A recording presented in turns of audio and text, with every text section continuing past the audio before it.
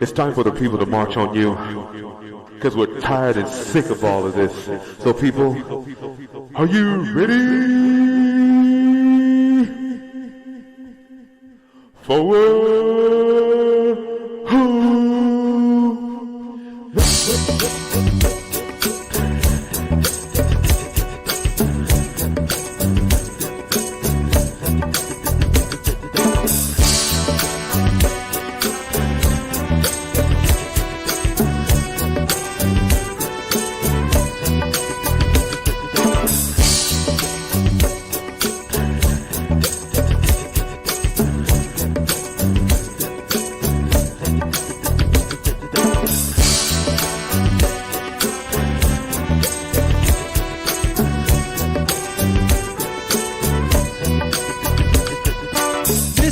Story about a chameleon, do nothing for the people and still making millions. People dying every day for an occupation, claiming it's a war with a good affiliation. Yeah, right, you ain't down for democracy, paying off the media to keep this hypocrisy flowing in the pockets of your associates. I guess that's as good as it gets. Before you die, remember this verse: money don't go to heaven, so tell me what's first, oil or greed or a child's smiling face? Put the guns down, we are the human race. We as a people can make the same equal, or we keep fighting and never uniting for the common good of the earth and its occupants. We need peace instead of ignorance. It started a long time ago when man really didn't know. So naive was he, so very not to see. Two voices whispering to him, both seemed to be his friend. He said it turned out to be the loving deceiver in me. Don't tell me something I already know. Don't tell me to plant my seeds on land where nothing grows. Through with your promises that you can't keep. When we should be away, you tell me to go to sleep. Hey, Mr. Deceiver. Hey, Mr. Deceiver. Why you lying to the people? Tell me why you are. And all the lies you're telling, you're killing this world. Stop killing this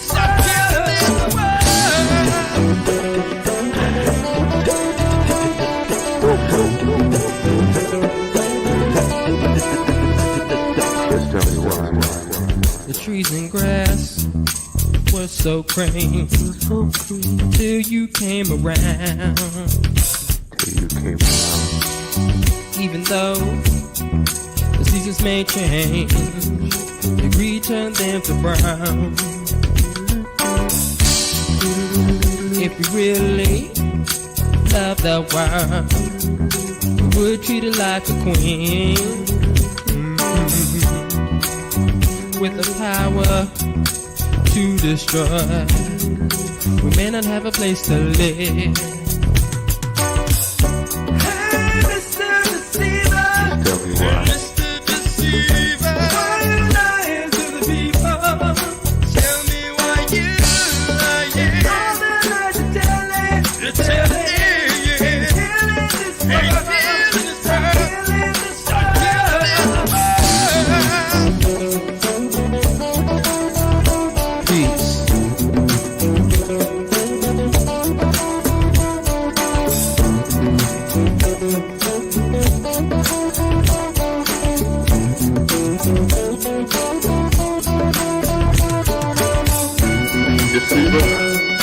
It's time for the people to march on you.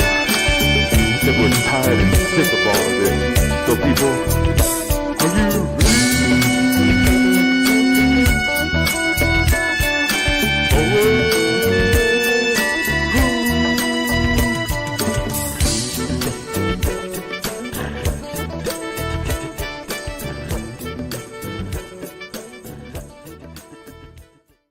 Deceiver, it's time for the people to march on you. Because we're tired and sick of all of this. So people, are you ready? Forward!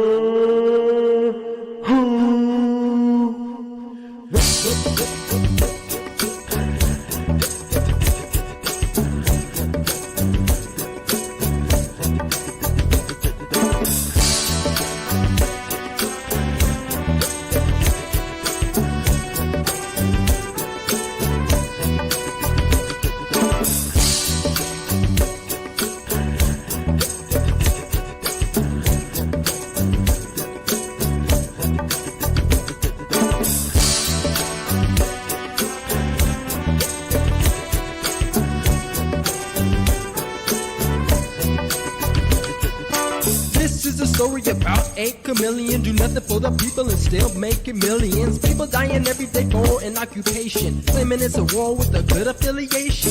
Yeah, right, you ain't down for democracy. Paying off the media to keep this hypocrisy flowing in the pockets of your associates. I guess you, that's as good as it gets. Before you die, remember this verse.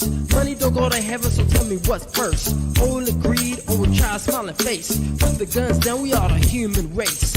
We as a people can make the same equal, or we keep fighting and never uniting.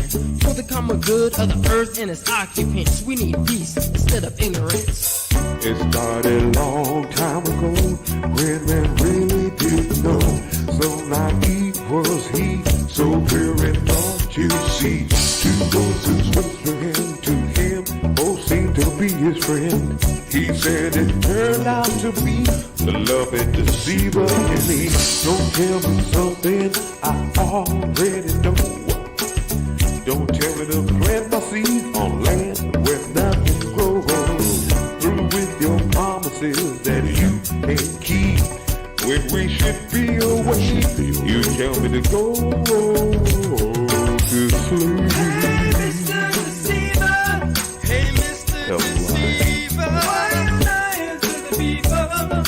Tell me why you lying. All the lies you're telling. You're telling. Killing this world. Killing this world. Killing this world. Killing this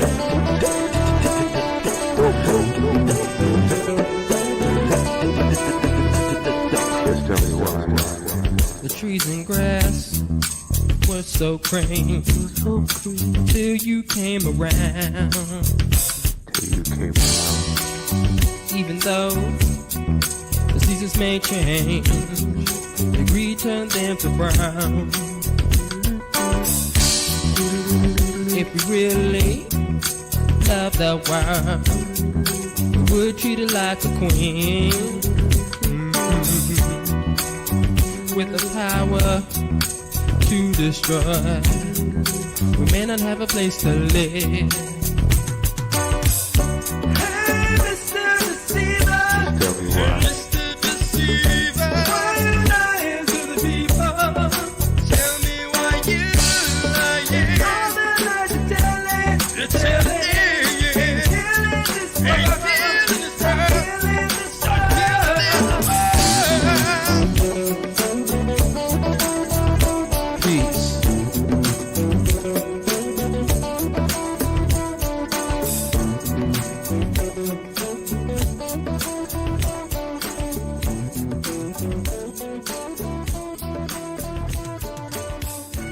Deceiver, it's time for the people to march on you. It was tired.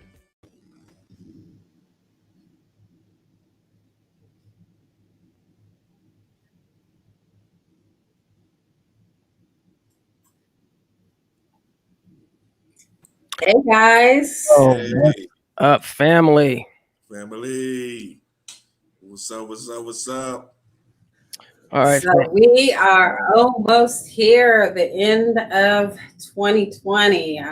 Can't happen fast enough, but we don't know what's in store for 2021. So, let's reflect on this wild year. You were going to say something, Emoya? yeah, before we go on, fam, that was yours truly and my father, Leland Glass of Obsidian Dyad.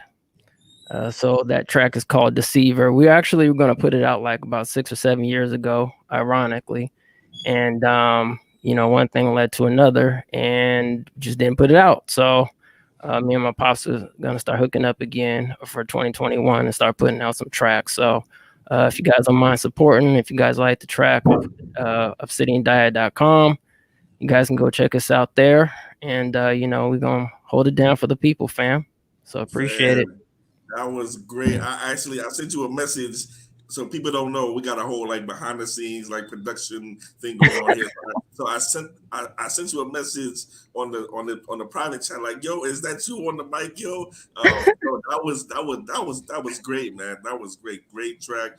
Obviously, welcome everybody to ADOSCA Media, our 2020 wrap up show. Real quick, hit the like button, hit the follow button, hit the share button, like, subscribe, share this on all your social media platforms. I know my brother, you more is gonna go more into the housekeeping, but that was a fire track, man, and I'm glad you played it twice. And big shout out to you and to your father. Great work, man. That was fire. Man, appreciate it, bro. Yeah, because at first, we were just gonna put the in memory, and it was just gonna be a silent picture up there. But I was like, you know what? We're putting out this. Actually, technically, the track is actually supposed to be releasing pretty soon. I don't even know if it's online or not anywhere, like on iTunes, Amazon, everywhere online. So it's supposed to be out somewhere under my Brown Glass Entertainment label. So it might be out, might not, but I was just like, you know what? Let's put it out. It's out now, and it's perfect to have for the family.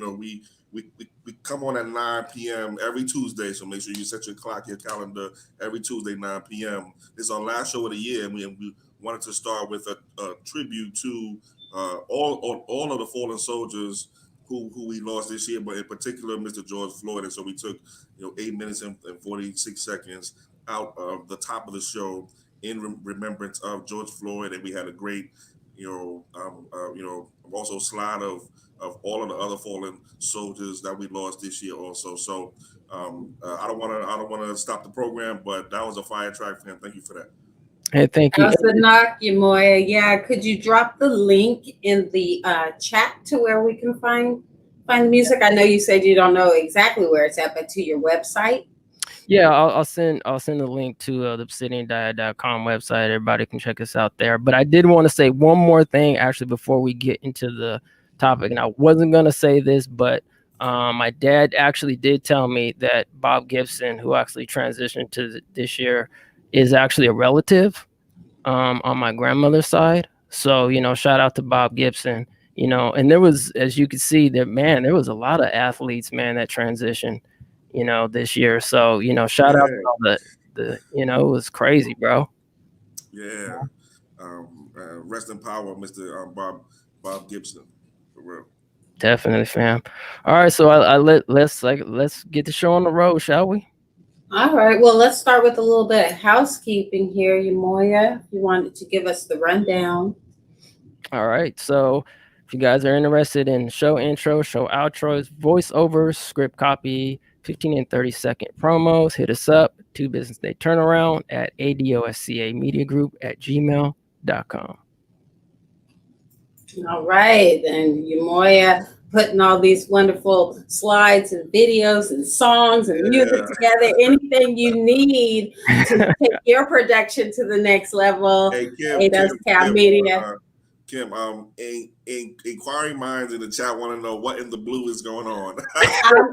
I'm going to tell inquiring minds right now, which is a nice segue from our little housekeeping here with the assets that ADOSCA Media can produce for you.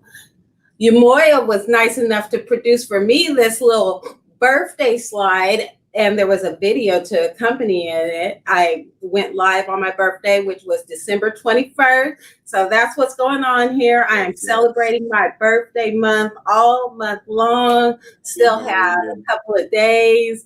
And so Yamoya put this nice thing together for me. And what you see with my setup here is I basically tapped into my spirituality and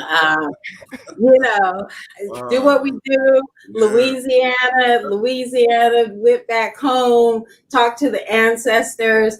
The Great Conjunction was my birthday, December 21st, and that is a once in a lifetime event.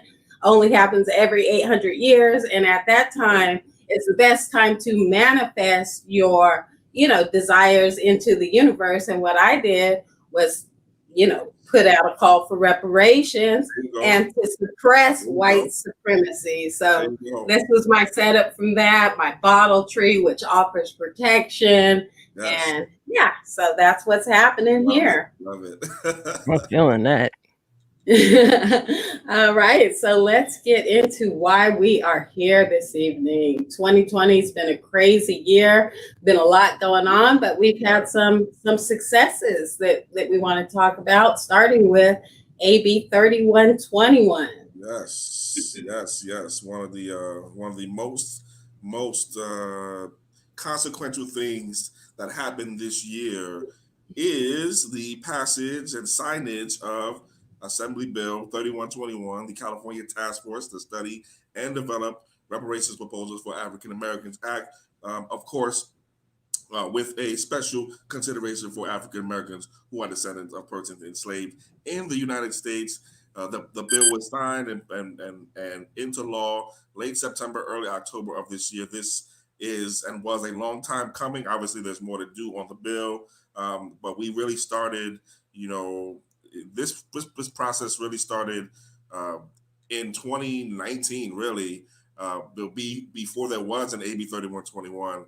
And shout out to you both here, Kim, and you Moya. Shout out to the entire ADOS Sacramento team, the ADOS Bay Area team, the ADOS Inland Empire team, the LA team, the SoCal team, the San Diego team, the San Bernardino team, the Fresno team, volunteers from all across the state who are not a part of any chapter specifically, including our allies who really made it so that this bill would pass, and this was a historic bill, first of its kind, really, in the country. This was a huge success, a huge deal this year in in in 2020. One of the most consequential things to happen to ADOS this year.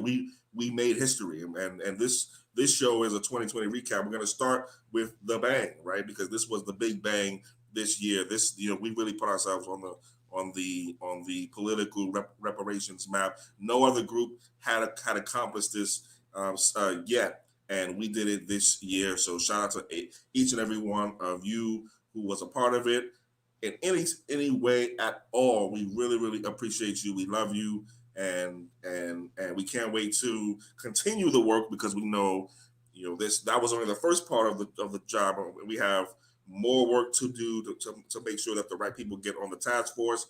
Great segue.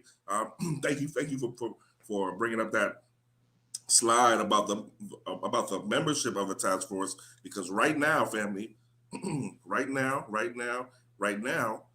we are in the process of choosing who gets onto the task force, who becomes a member of this once in a lifetime historic California reparations task force. And that process has been underway since the bill started. Sorry, since the bill got passed, and your California ADOS chapters have been very much involved in helping to vet, helping to screen, helping to select, helping to recommend who gets on to this AB 3121 task force. There are some specific requirements. I don't know if Kim or you want to speak specifically about the membership requirements in detail. They're definitely right there on the screen for the viewers to see. But needless to say, we have been, and by we I mean your ADOS California chapters and volunteers from all across the state, have really been heavily involved even since the passage of the bill. I'll pass it back to you, Kim.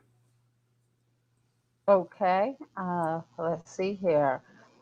Well, membership, we know it's going to be a nine member task force.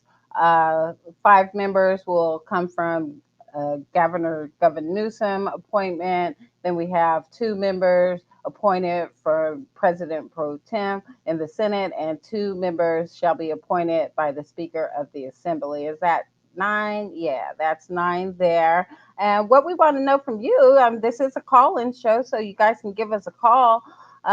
Who do you want to see on the task force? I even spoke to a gentleman today. He's heavily into genealogy. He should be coming on the show to talk to us about that in the next upcoming year. And he even thought that he might want to put in an application, or people have been telling him that he should put in an application. Do we think that it would be valuable to have somebody involved in genealogy on the task force? Okay. What are you looking for on the task force, and what kind of proposals are you expecting for the task force? Yeah, yeah, great question. And these are questions for you, family. These are questions that we asked in a previous conversation on your AWS CA Media Group community call-in live show. We're going to continue to ask this question because right now, from all we know, we are the only group that's actually asking the community who they want to see on the task force. Right now there's a bunch of conversations going on. You know, about who's qualified and who's not at the state level, but we want to know at the grassroots level who you think is and should be on the task force. And I saw a couple of questions in the chat about how someone can get on the task force. If you have any ideas about who you think should be on the task force, as Kim mentioned, this is a community call-in, community call-in live show. The number is 720-740-9699. That's 720-740-9699. The number is in the chat right now. It's in the live comments right now. So call in, let us know, who you think and what qualifications you think and you are looking for in a task force member. And also, what are you expecting from someone who gets on this task force? There were a couple of questions about how does somebody get on the task force. If you have a specific recommendation for someone and you are a member of an ADOS California chapter, please forward that information to the ADOS California Media Group Gmail. It's ADOSCA Media Group at gmail.com. We have a process in place, and I want to give a big shout out to Tiffany with the LA team who is helping to lead the task force recommendations team that we have been working on and have had set up now for several months. So if you have a specific recommendation, send it to adoscamedia at gmail.com. There's a bunch of different processes based on who you are going to be applying through. I think though everybody has to fill out at least the governor's appointments application. That's my recommendation, but I mean, that's my recollection, but don't quote me on that. Email ADOSCA ADOSCA Media Group at gmail.com. If you have any ideas about who you think should be on the task force, who would be a great task force member, what are you expecting from the task force in terms of proposals and recommendations for reparations. And just remember, there are three appointing authorities. So three different parts of our California government are going to be appointing who gets on the task force. That's the governor's office, the speaker's office, and the Senate pro tem or Senate leader's office. All right. Okay.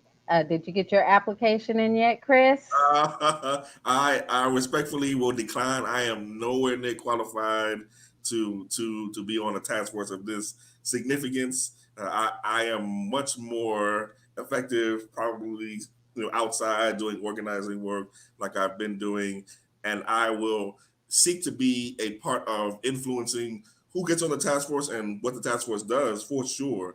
But I respectfully declare I am nowhere near qualified. We've got great folks. Somebody put up, Antonio Moore. He's definitely someone who was, who I think would be a great task force member. We've got amazing talent here in the state of California. So, I will respectfully decline. Okay. And to answer this question just really quickly, do the experts require to be residents of California? I believe you've addressed that before, and the answer is yes. Yes, that's my most recent understanding. Somebody who's on the task force team can and will correct me, but that is my understanding that they are looking for uh, people who are residents of California. So there's a specific focus on people who know the state, who are from the state, who live in the state, and who practice their particular expertise here in the state of California. Okay, so that's coming up. That's happening now, and we are moving forward um, with getting that task force together. And our next topic here is the election just never seems to Oh my end, even though we have a projected president elect, Joe Biden, which he'll be taking office January 20th. Is America headed in a downward spiral? That's still a question that I would like answered. Seems the answer is yes, but um, we have here that Joe Biden, gave a shout out to Black Americans. Uh, he said he thanked Black voters on Saturday in his first speech to the country since his victory over President Trump, promising to always have our backs. Um, are we God. feeling that from his cabinet picks and his cabinet selections that he's got our back? When Joe Biden says he got our back, I was automatically thinking about that now infamous Zoom call where it looked like he turned us on our backside and was slapping us on our back. He was talking. Yeah, and this is for those of you who don't know. This is I'm referring to a leaked Zoom call that Joe Biden had last week, right, or the week before last, with African American civil rights leaders, and he had a very different tone than he had in that victory speech where he was talking about having our backs. Listen, the so one this is the election that sort of never ends, right? Even though, as you said, Kim, we don't just have a projected winner. Now we have an official certified winner. The Electoral College did its job on December 14th, I think it was, and I want to shout out Rita with the 80 West Bay Area family who had on one of the actual electors, the actual Electoral College electors on 80 West CA Media and on Rita Forte Live. Check out that episode. I think it was last week, actually, where we actually got to speak to and talk with one of the actual Electoral College electors. So their job is done. The verdict is in. Donald Trump continues to say he won the election, say the election was stolen, and if you're here, like in Sacramento, every weekend since the election, basically, there have been like protests right here at the Capitol with people who think that the election was stolen, that Donald Trump, somehow won, and that there was massive voter fraud. There's been no evidence of massive voter fraud. The Supreme Court refused to even hear the case that the Trump administration was bringing. They lost something like 50 lawsuits in a row straight, you know, at the state and lower levels. So this election is done. However, that doesn't mean that we are done with Donald Trump, right? And from my perspective, I really think Donald Trump is going to, I do think he will leave the Oval Office on January 20th, or thereabouts. But I think he's going to run in 2024. What do you think? Well, it sounds like I mean a lot can happen in 4 years, but right now his ego, just sees him as the commander in chief. So I think that he will try to plan to run if his mindset is the same as it is today. Yeah, he's he and so it's really interesting because excuse me, for those of you who were following us and watching our shows around the time of the election, we've said it before and we'll say it again. Donald Trump won the most votes that any Republican candidate has won in presidential history, something like 74, 75 million votes, something like 16 million or so, or something, millions more than the number that he got in 2016. That means more people came out for Donald Trump in 2020 than did in 2016.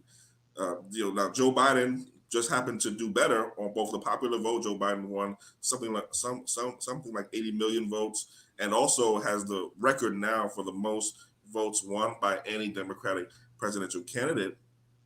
But if there is going to be a Trump 2024, I think the rationale behind it will be that, hey, if I'm in Donald Trump's shoes, I won more votes than any Republican candidate in history.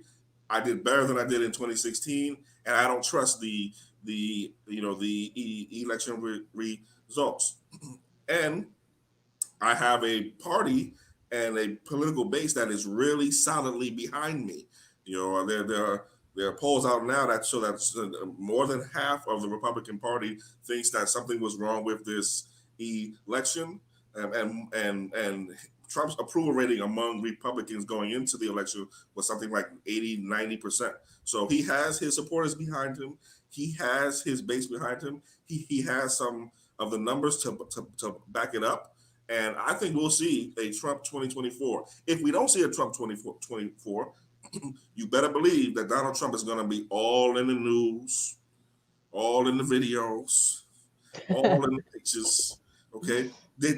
Determining who becomes the 2024 presidential nominee for the Republican Party. So this is going to be really, really interesting to watch. We can go on and on, about this election, but I'll pass it back to you both. Yeah, I think he's ending on a strong note, especially with that call for the $2,000 stimulus. A lot of people were rallying behind that for Yeah. obvious reasons, and so yeah, he may do it again in 2024. But America's we've got a short attention span. We'll see what happens. 4 years is long time away. All right. And there's other things happening in the political arena. This question we had: who is replacing Kamala Harris in the Cal Senate? We have the answer to that question now. Any Yes, we do. surprises there? Big surprise. And actually, I want to throw this to the chat and to the comments. Uh, uh, uh, this is to you, chat, and this is to you, comments. Who is replacing Kamala? I want to see if people know who is replacing Kamala Harris for Senate. For who is taking Kamala Harris's seat. So let's get down to the bare bones political education, right? Because that's what we do here, right? That's what the ADOS movement is largely about. It's largely about political education, right? So if and when a senator from, let's say, a state like California is chosen to become vice president, that senator, if she accepts, and if that ticket wins, if they win, that person leaves the Senate, leaves their seat open, and has to go do the job of vice president.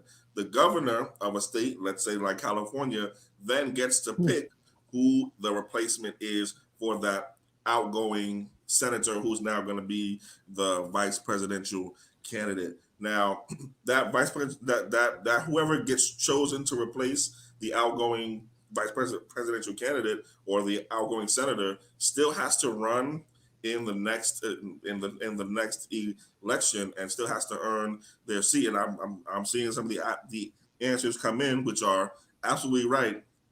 One, Mr. Alex Padilla is now going to be the senator appointee, or the senator appointed to take Kamala Harris's spot. There was a big, big, big effort among a lot of black groups here on the ground in the state of California and beyond. Because I was getting a lot of emails from a lot of people outside the state, asking and imploring and demanding that Governor Newsom, quote, save the seat for a black woman. Right now, when with Kamala's leaving and with Newsom appointing Alex Padilla, there are no black women in the United States Senate. So I want to repeat that now. As of 2021, there will be no black women in the United States Senate. I think that's a bad thing, to be honest. But we do have someone who I think was a surprise to a lot of people. Came from, was a surprise to me. I thought that Governor Newsom would actually give the seat to someone like a Karen Bass, someone like a Barbara Lee, someone even like maybe the mayor of well, I think San Francisco came up also. So that was definitely a surprise to me. You know, there are there are a lot of people don't know a lot about Mr. Padilla. We will learn a lot about him over the next several months. Part of our job, and this is again what this movement is about, this ADOS movement is largely about. It's largely also about political action and political organizing and political advocacy, right? Part of our job as organizers and advocates on the ground will be to introduce ourselves, build relationships where we can, and advocate on the things that we have been advocating for now just through Mr. Alex Padilla. Kim? All right. So, next question: who's taking Alex Padilla's spot? Oh, that's good. That's another good one for the chat. So Alex Padilla was Secretary of, I believe, sorry, correct, give me the right answer in the chat. What was Alex Padilla's previous position, and who is taking his seat now? We'll give you a few minutes, but the name is a very, very, very, very familiar name. And thank you. Yes, he was Secretary of State. My mind is escaped me. And yes, the answers are coming in to the chat right now. He's being replaced by none other than Assemblywoman, Assembly Member, Dr. Shirley Weber.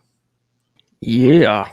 Yes, the Honorable Assemblywoman Dr. Shirley Weber, who, for those of you who don't know, and I'm sure you do know if you watch this channel, is the principal author of AB 3121, the California Reparations Task Force, that we talked about earlier in the broadcast. He's also at least right now, the chair of the California Legislative Black Caucus. So let's talk political education once more. Our our Congress has a CBC, right? Our Congressional Black Caucus. Our state has a CLBC, a California Legislative Black Caucus. So it's all of the black legislators in both the state assembly and the state senate are in the California Legislative Black Caucus. Dr. Weber is the chair as of right now. She is assuming a new role as Secretary of State. Congratulations to her. She is probably one of the most accomplished legislators that I can remember in my time here in California, but particularly as it has impacted Black folks.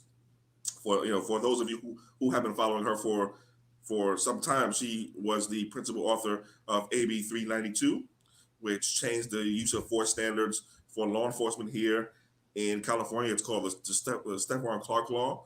It was a law that was tried off and on for years, but when Stephon Clark got killed here in the city of Sacramento, where we are right now, there was a renewed effort to change the use of force standards here in the state of California, going from a standard where you could be killed, if it was reasonable, and if the cops said that they fear for their life and it was reasonable to believe that, to a standard where now force has to be necessary. So it has to be a last minute thing. Now we have to test this obviously in courts, right? But that was an effort largely spearheaded by Dr. Weber. She's also gotten a lot of other great legislation done too. So congrats to Dr. Weber. Okay. And in that office, what will she potentially be able to do for ADOS communities? Yeah, so the Secretary of State's job is there are different parts to it. Someone just had it in the chat right now. I'm not sure if you can pull it up. There's a comment by Shauna. Hey, Shauna, what's going on? Appreciate you as always. Where she is talking about the Secretary of State's job, and the Secretary of State is the chief elections officer. So they are part of their job is to oversee elections, at both that occur for the federal level here in the state, and also statewide elections as well. Maintains the database of registered voters. She what's probably the biggest part of this change of jobs is that she moves from the legislature to the executive branch. So that's a big difference, right? Because now you are in the same branch, and you are working directly for the governor, right? So that's a there's a different type of power that you have now, and I'm sure Dr. Weber will be able to use that power and use that proximity to influence the state and influence the governor in a whole bunch of ways. Plus, she still has all of those great relationships that she had in the assembly and in the Senate also. And so I think she'll be a powerful tool, really, to bring about some of the kinds of change that maybe we would not have seen under Alex Padilla, or maybe we wouldn't have seen so fast. So now, obviously, our job as advocates is to work towards that, no matter what. But that's one of the big differences and big parts of her new job. Okay. So now that that's settled, there's another big race everyone's watching out there in Georgia. John Ossoff and Raphael Warnock face runoff votes on the 5th of January. Um, any idea what's Yes. going to happen in that race? Well, no idea what's going to happen, but if we can, so I saw some. I'm watching some of the polling coming out of Georgia, a state that went blue for the Democrats for the first time. I want to say since the early '90s, maybe, or the '80s, if I'm not mistaken. So the state of Georgia is traditionally a solidly Republican red state. This year, however, it changed. And what also happened this year in Georgia is that the Senate races in Georgia, two of them, both of them, went to runoff elections. So what?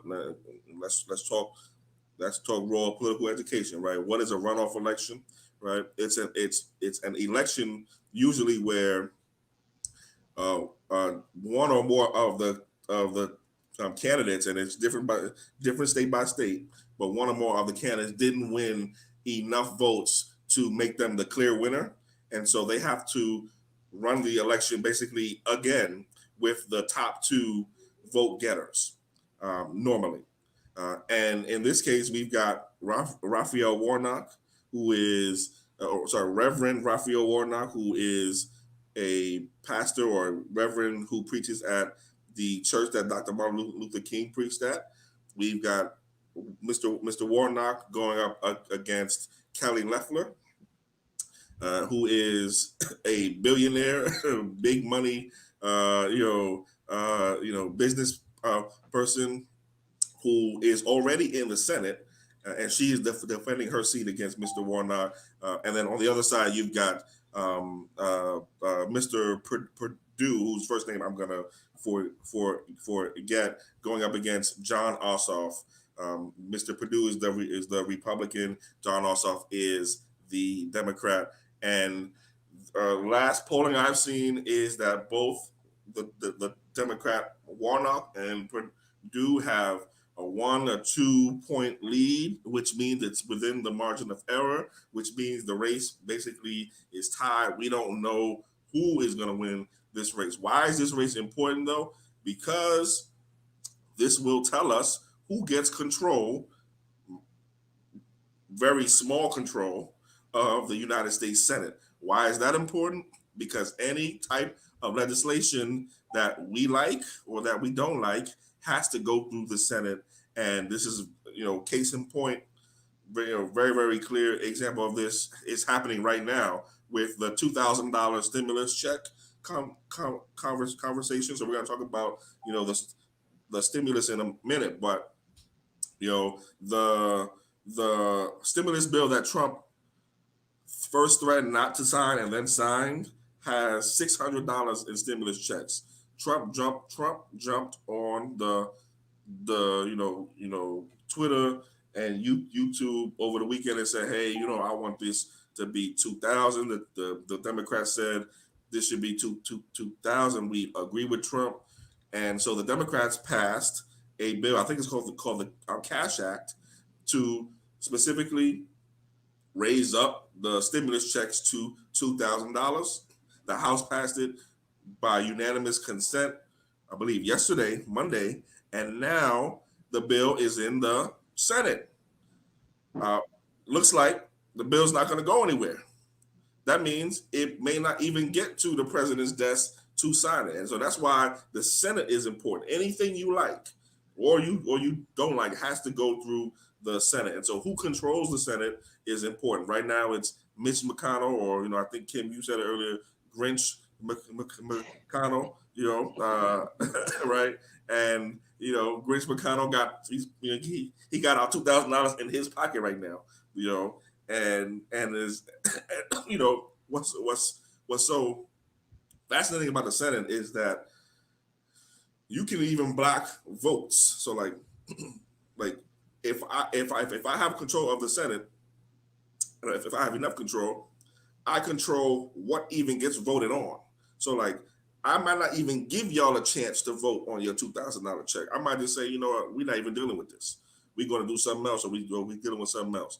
And that looks like where the stimulus checks, the $2,000 stimulus checks are right now. So that race in Georgia is going to determine if Mitch, the Grinch McConnell, stays the Senate majority leader, or if Chuck, I'm not going to say Chuck Schumer, the Democrat from New York, becomes the Senate leader. Now let's be clear.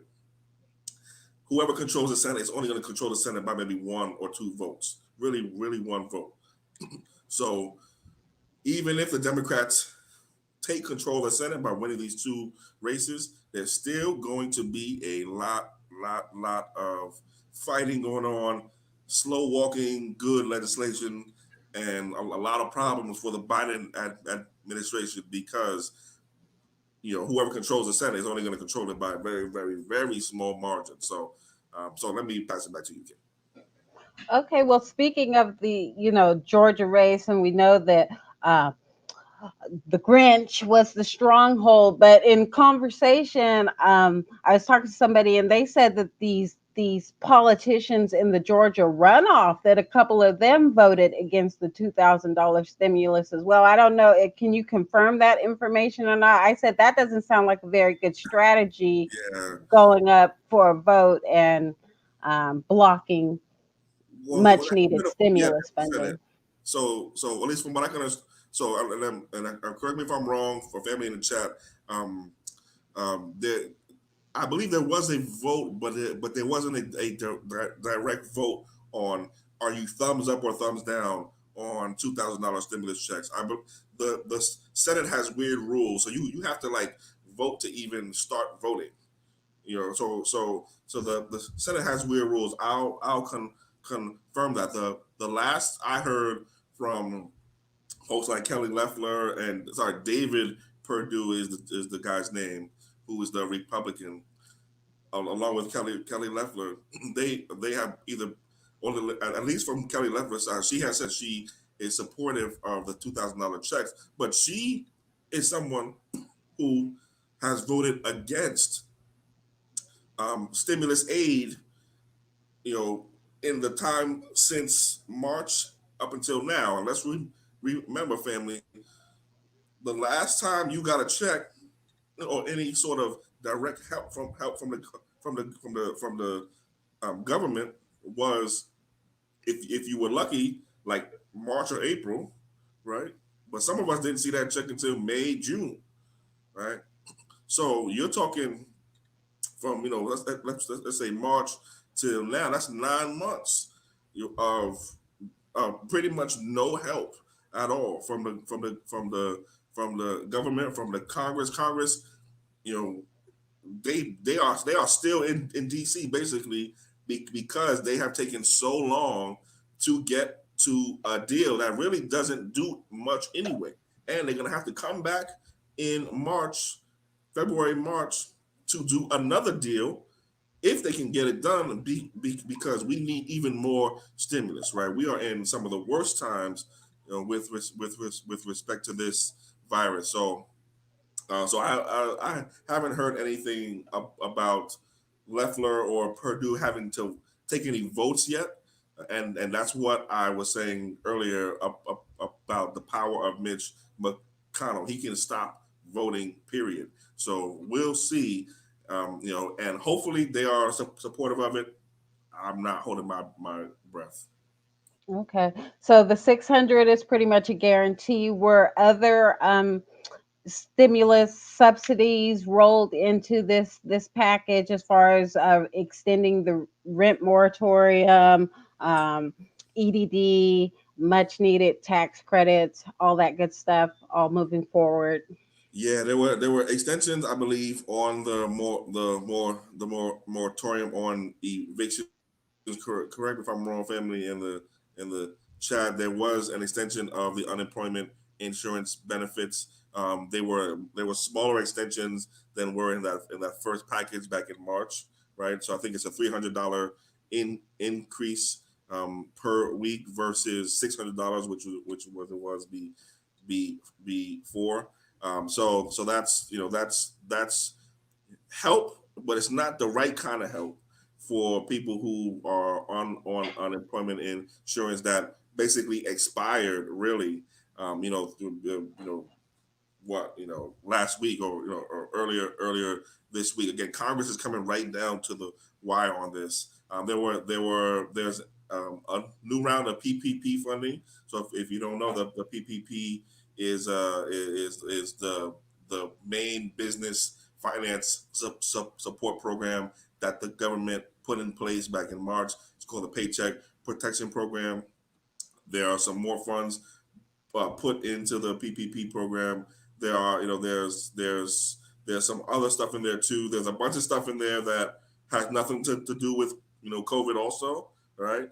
This bill's passage comes at a time when the government had to also pass funding for the government itself, and then also pass a defense bill, which I believe the president vetoed, but will probably be overridden um, by Congress sometime in the next couple of days. So yes, there was more stuff in there, but what our focus on really has been those checks, that unemployment insurance, the help for people who are facing evictions, and also help for small businesses. And every time I'm on here, I gotta just show love to the black business owners who are still in business, still doing their thing. Hold on, hang on, keep up the great work, keep pushing.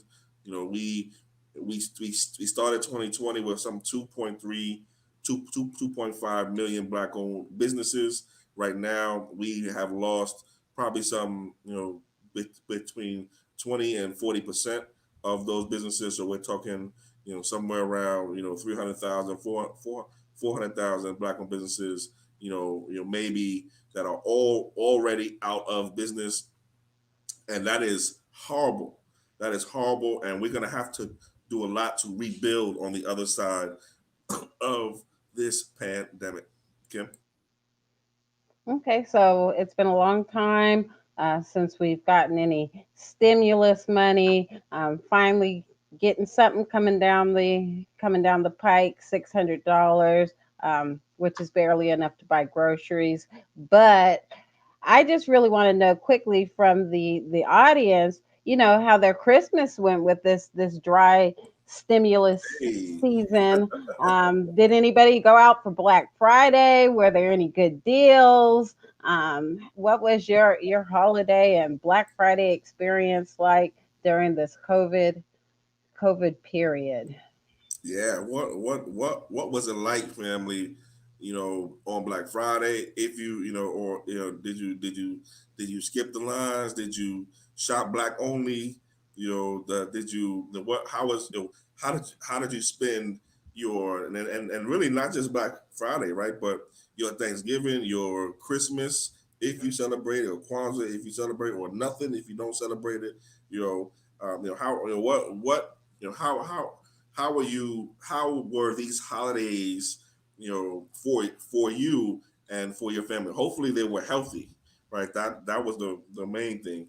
Hopefully they were healthy, but this was definitely a very different type of holiday season, especially for myself personally, but I know for a lot of people, and I think a lot of us just wanted some time to just reflect, maybe chill with the family, eat good, get some laughs in, and rest, right? Because we've been really really busy this year. True that, true that. And then, before we get into the COVID conversations, just want to show this slide. We went over this in our housing program, but it just really shows the breakdown, medium income by race and ethnicity. Just show here the Black African American. We're under 50K. Everybody else is above that line, so there's still much work to be done in Yes, that yes. regard. Yes. Unfortunately, our income position is going in the wrong direction. As we know, but our wealth position, even more importantly, is going in the wrong direction. One thing to keep in mind about the black business losses that we've taken during COVID, just this year, right? Just in 9 months, really, black business owners tended to be something like 3 or 4 times wealthier than than black folks who didn't own businesses. Now, obviously, black folks had a something like a median net worth, liquid around something like, and by liquid, I just mean wealth that you can get to easily. Something like $1,700. Just so the typical black family, if you were to close your eyes and just pick pick one. The typical would have something around that type of household wealth that they could get to easily. Something like $1,700 to $2,000. That was prior to the pandemic, right? So that's how we came into the year. With the losses that we've taken this year for black businesses, because black business owners tended to be wealthier than black folks who didn't own businesses. They were nowhere near as wealthy as white folks who own businesses. A black business owner has some I believe something like 9 times less wealth than a white business owner. But black folks who own businesses tended to have more wealth than black folks who didn't.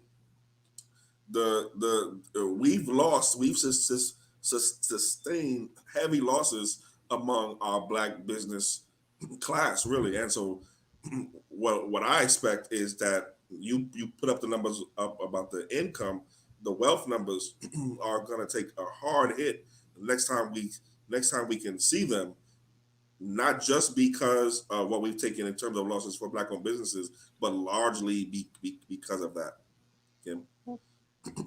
Well, And I'm I was sorry. I just just going to want put to this just up. put this up just real quick since we're talking about black businesses. Yeah. Yeah. So one of the most wealthiest black women, uh, actually sold her business majority now to Discovery Communication. So, just imagine, somebody like Oprah who has to sell her business, and just imagine, people who like are on the small business side of things.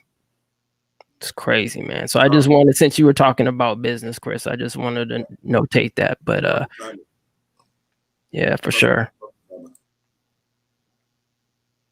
All right, Okay. Kim. Um, all right, and we could talk about Oprah later, but I'm sure, do you think her sale was due to this COVID environment that we're in, or she was just trying to get some fast cash, or I guess that's a whole nother show, like I said, but now that's one less black media business out there. Mm, Um, no good, no you know, good. that goes to the conglomerate media industry. So uh, I know we've been hearing a lot about these vaccinations, uh, COVID-19 vaccine passport. You might need it to travel in 2021. So they're talking about, starting mandates. Now they're talking about travel. I've also heard them talking about, vaccines needed to go to events, really just to convene and socialize. But what about if this vaccine impacts your ability to get a job, or hold your job coming up in the near future here?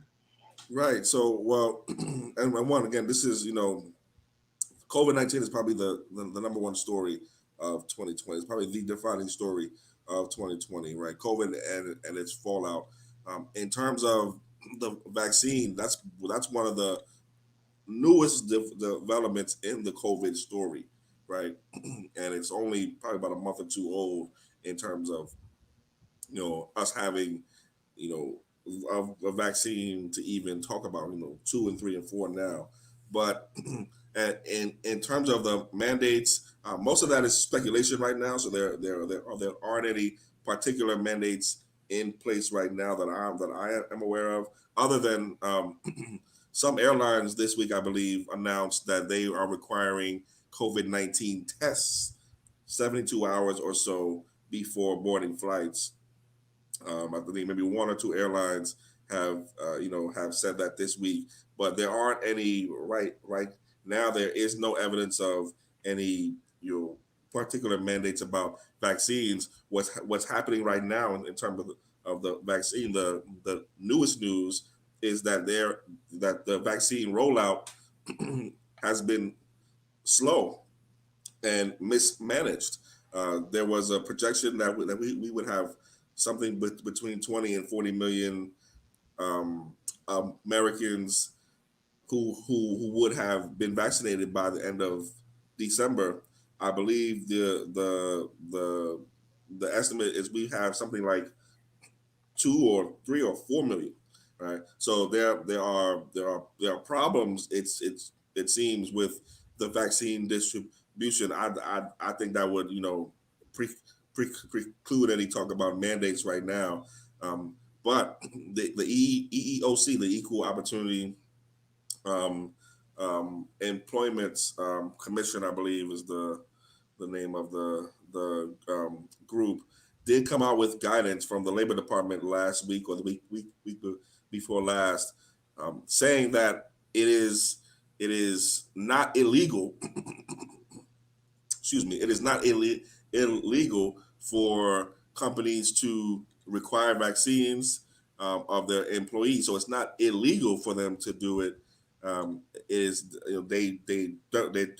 they're not telling companies that they have to do it, and there are a bunch of exceptions also, and ways to sort of get out of having to take it if your employer does in fact try to mandate that you have a vaccine. But right now we haven't seen any evidence of that, at least so far. Like I said, right now the main story is how slow the vaccine is coming out. And I've said this a few times here.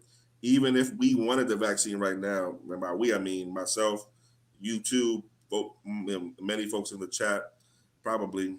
Even if we wanted the vaccine, we wouldn't be able to get it right now. Anyway, so Don't have to worry about that over here. But I did see a story about Governor Gavin Newsom saying that there's going to be harsh penalties for anybody who tries to jump the line, take yeah, the vaccine before it's their turn. Again, I was like, you ain't got to worry about me. And then I also saw a story about a healthcare worker that got the vaccine and then was diagnosed with COVID shortly after. So yeah. that's also concerning. Yeah, and when we'll definitely find out more about like how the vaccine works as more people start getting it, right? So, can you get COVID even after you had the vaccine? The answer is probably yes, right? But in many cases, it would probably be a very small percentage of the population who got vaccinated and then got the virus, and then probably the severity of the virus or the severity of the diseases caused by the viruses, presumably would not be as severe, right? But we don't know a lot about how the virus will work in practice yet because we don't have enough time, and like I said, right now it's going out slowly. So time will tell. And I saw some comments, about waiting to see how it all plays out. I think that's smart. But like I said, right now, the average Joe, right, average Joe and Jane, right now, could not go to a hospital and say, I need this vaccine, because right now it is being prioritized for special populations, folks who are working in the healthcare field, doctors, lawyers, sorry, doctors, nurses, not lawyers, doctors, nurses, frontline employees.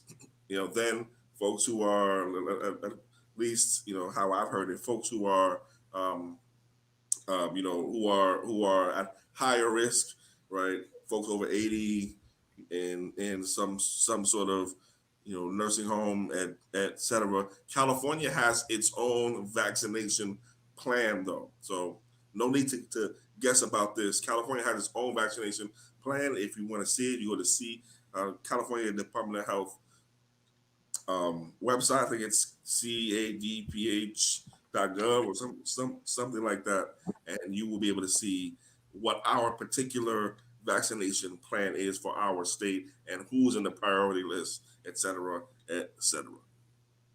Okay. Well, yeah, I just want to say real quick, family, if you guys haven't had a chance, we actually had Dr. Flo on and Kidi Awadu. They actually briefly talked about the vaccines, and we're going to actually have to do a follow up, hopefully in the beginning of the year or sometime, it's in the first quarter of 2021, because there's a lot of information and misinformation that's going out there. So I can't wait for them to get back on the program, because that was a powerful build. Yes, right on. Yes, yes. Check that out. That's the last episode. Check that out, and make sure also you like, subscribe, hit the share button, spread this on your social media. This is our last show of the year. Before we wrap this up, I really just want to say a special thank you to not only everyone who's in the comments and been riding with the show and helping the show grow, but really to Kim and you, Moya, and our mods, and our production team, the whole crew really, who have been amazing, amazing, amazing, and done amazing work this year, helping this channel start and grow. We are a young channel, but I think the sky's the limit. 2021 is a year of growth. I I think for us, and expansion. And I couldn't be more proud to be hanging out with y'all every Tuesday night. I look forward to this. I was so sad last week when I got sick, you know, and I had a prior engagement the week before that also. But this is one of my, this is one of the parts of the week that I really look forward to, just building with my ADOS California family. So thank you, and appreciate everything that you both and you all are doing. And I appreciate you and your Yeah. Moya too, and all this political education, just, simplifying this. I would never be this informed without ADOS, the ADOS fam, and you guys were my ride or die through this whole COVID situation. I don't know what I would have done without you. Yes, thank you, family. Same with me. I probably wouldn't be as informed if I wasn't, as much involved with the ADOS, family. Shout out to ADOS SEC, ADOS LA, Bay Area in the house, SoCal, Fresno, all the chapters. You guys are doing a phenomenal job. Keep up the great work. And also to my man, Chris, the political goat in the building. For show. Oh man, Political goat. Listen, man. You know, I'm just a squirrel in your world. You know. Yeah, it's all good, man. Much love to everybody. Thanks everybody in the chat, you know, for rocking with us. And we're going to even have a better 2021, fam. It's going to be fire. We're going to keep bringing the noise. We're going to be keep bringing the funk, and we're just going to keep bringing the ADOS, you know, information for everybody.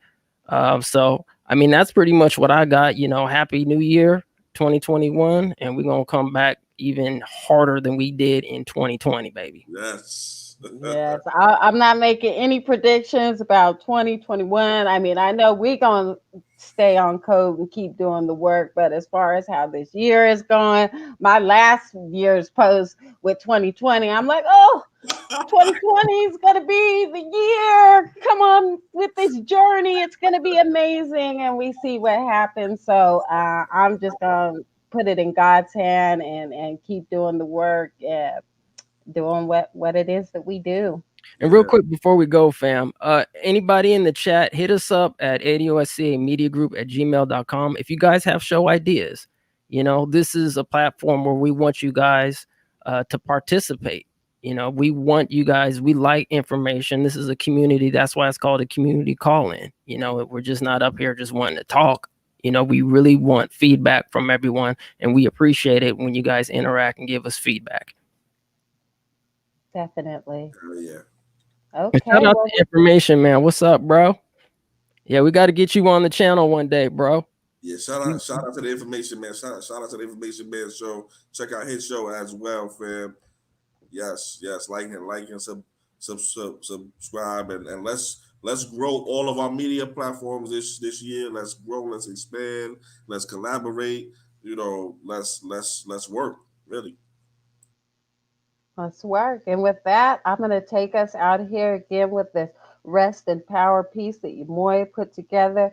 The link is in the comments. Be sure to check it out. Support a brother. We got to support each other. That's what it's all about. That's what it's all about. So Happy New Year, everybody. See you in 2021. Deceiver, it's time for the people to march on you. Because we're tired and sick of all of this. So people, are you ready? Forward!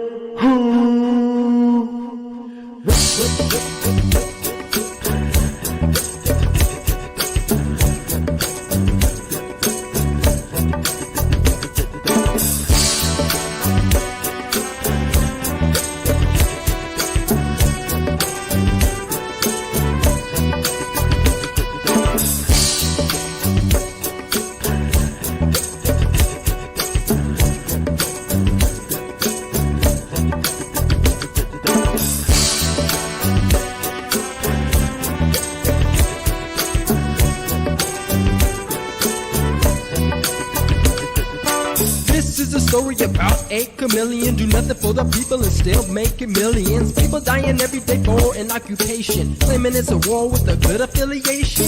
Yeah, right, you ain't down for democracy, paying off the media to keep this hypocrisy flowing in the pockets of your associates. I guess that's as good as it gets. Before you die, remember this verse: money don't go to heaven, so tell me what's first, oil or greed or a child's smiling face? Put the guns down, we are the human race. We as a people can make the same equal, or we keep fighting and never uniting for the common good of the earth and its occupants. We need peace instead of ignorance. It started a long time ago when man really didn't know. So naive was he, so very not to see. Two voices whispering to him, both seemed to be his friend. He said it turned out to be the loving deceiver in me. Don't tell me something I already know. Don't tell me to plant my seeds on land where nothing grows. Through with your promises that you can't keep. when we should be away. You tell me to go to sleep. Hey, Mr. Deceiver. Hey, Mr. Deceiver. Why you lying to the people?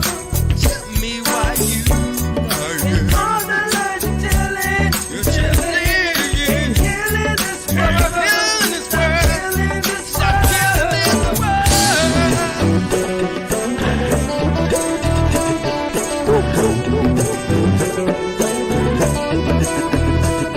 Just tell me why. The trees and grass was so green till you came around. Till you came around. Even though the seasons may change, the green turned them to brown. If we really love the world, we would treat it like a queen. With the power to destroy, we may not have a place to live. Hey, Mr. Deceiver. Tell me why. Mr. Deceiver. Why you lying to the people? Tell me why you lying. All the lies you're telling. You're telling. Killing this world. Killing this world. Killing this world.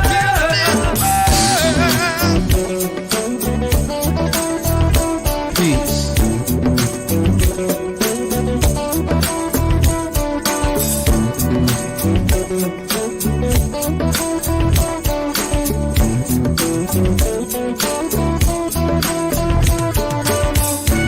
Deceiver, it's time for the people to march on you. That we're tired and sick of all of this. So people, are you